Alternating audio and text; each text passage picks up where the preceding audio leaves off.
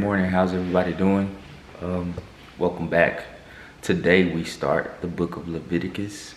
I'm so excited to continue moving on to the next book of the Bible. Let me zoom out a little bit.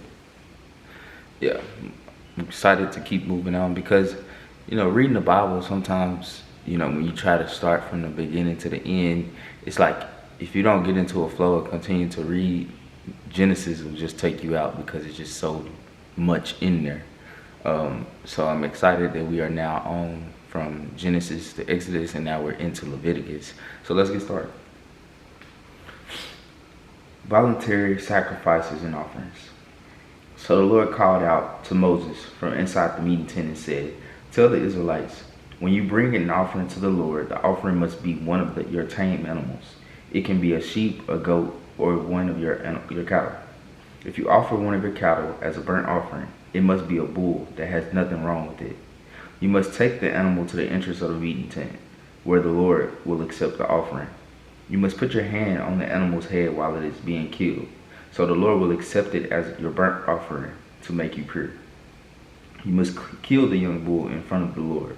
Then Aaron's sons, the priests, will bring the blood to the altar that is near the entrance of the meeting tent.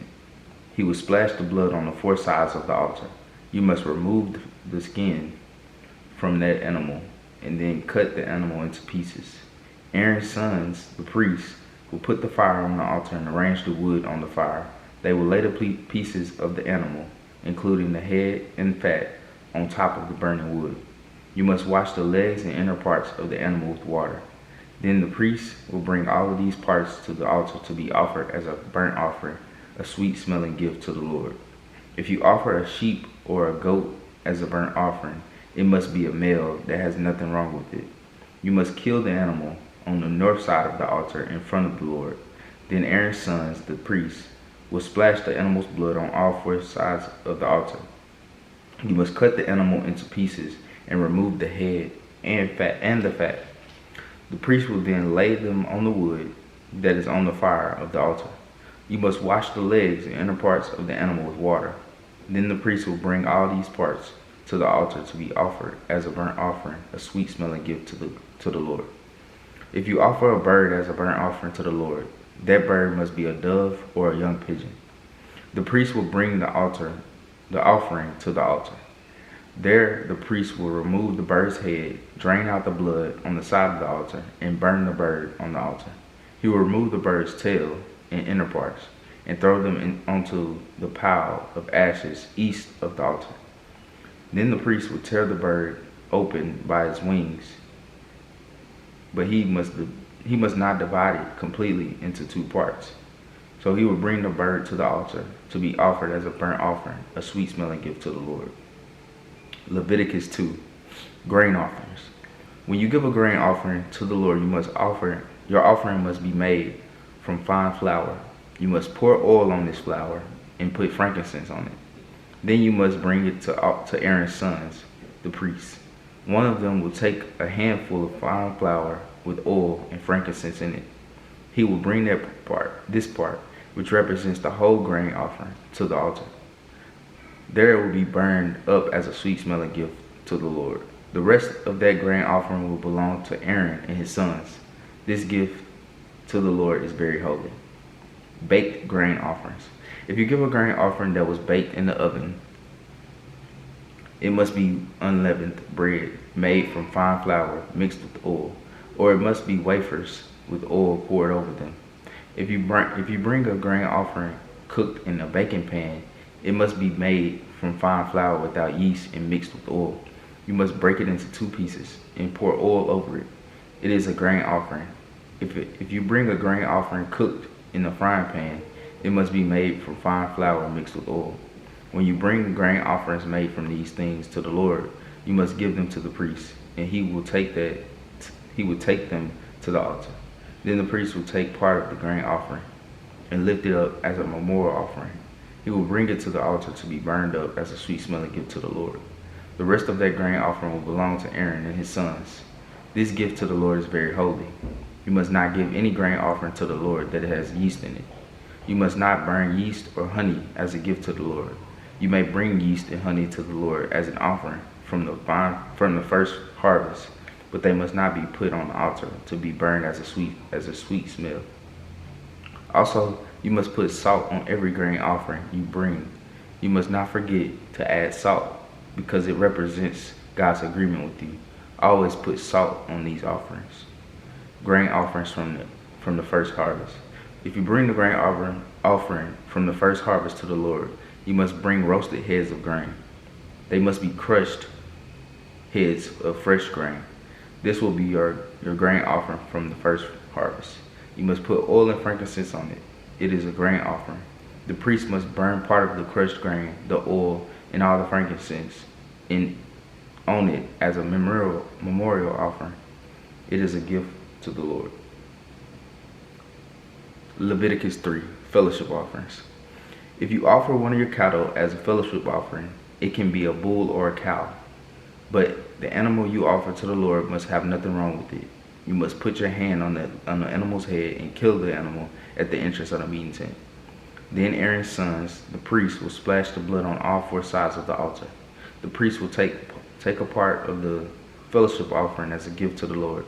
He will take the fat that is over and around the inner parts. He will take 2 kidneys and the fat covering them near the lower back muscle. He will also remove the fat part of the liver that is near the kidneys. Then Aaron's sons will bring the fat to the altar and put it on the burnt offering that is on the wood on the fire. It is a sweet smelling gift to the Lord. If you offer a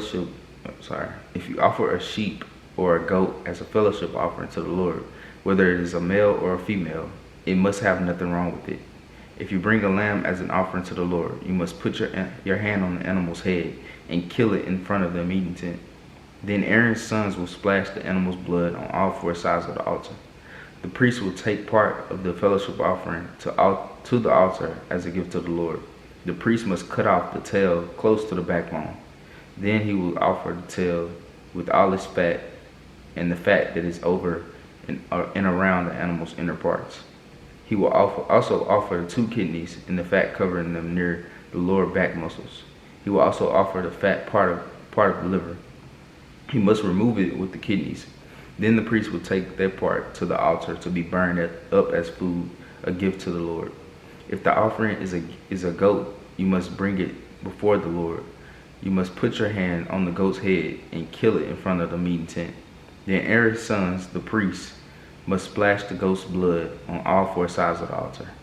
The priest will give that part of the fellowship offering as a gift to the Lord. He will offer the fat that is over and around the animal's inner parts. He will offer the 2 kidneys and the fat covering them near the lower back muscle. He will also offer the fat part of the liver. He will remove it with the kidneys. Then the priest will bring that food as a sweet smelling gift to the Lord. The fat belongs to the Lord. This rule will continue forever throughout all your generations. Wherever you live, you must never eat fat or blood. Leviticus 4. Offerings for accidental sins.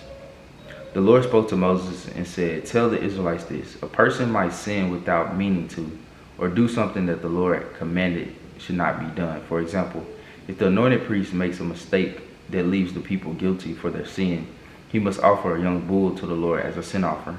The bull must have nothing wrong with it. The anointed priest must bring the bull to the entrance of the meeting tent in front of the Lord. He must put his hands on the bull's head and kill the bull in front of the Lord. Then the anointed priest must get some of the blood from the bull and take it into the meeting tent. He must put his fingers in the blood and sprinkle the blood 7 times before the Lord in front of the curtain of the most holy place. The priest must put some of the blood on the corners of the incense altar. He must pour out the rest of the bull's blood at the base of the altar of burnt offering. Then the priest must take all the fat from the bull of the sin offering. He must take the fat that is all on and around the inner parts. He must take the 2 kidneys and the fat covering them near the lower back muscle. He must also take the fat part of the liver. He must remove it with the kidneys.